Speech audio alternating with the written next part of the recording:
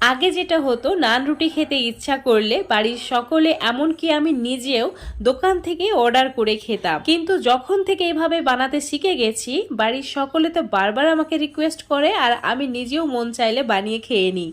খুবই সুস্বাদু, খুবই সহজে তৈরি করে নেওয়া যায়। তো আজকের এই নান রুটি তৈরি করার জন্য প্রথমে আমি দুটি মিডিয়াম সাইজের আলু সেদ্ধ করার জন্য বসিয়ে দিয়েছি। সেদ্ধ হয়ে গেছে, তারপর ঠান্ডা করে নেওয়ার পর খোসাটাকে আলাদা করে নিতে হবে। তারপর এগুলোকে হাত দিয়ে ঠিক এইভাবে ম্যাশ করে নিতে হবে।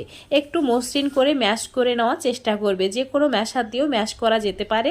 তো আমার এটা ম্যাশ করা হয়ে গেছে। এবার আমি একটা বাটির মধ্যে নিয়েছি একটা কাপের মাপ করে ময়দা। তোমরা ময়দার পরিবর্তে কিন্তু এখানে আটা দিয়েও বানাতে পারবে। তো আমি 1.5 কাপ মতো ময়দা নিয়েছি নিজেদের প্রয়োজন বুঝে, আর দিয়েছি 1 চামচ চিলি ফ্লেক্স, সামান্য পরিমাণে কালো জিরে মানে হাফ চামচ মতো, আর দিয়েছি 1 চামচ মতো বেকিং পাউডার। এবার অ্যাড করে দিতে হবে স্বাদ মতো নুন, আর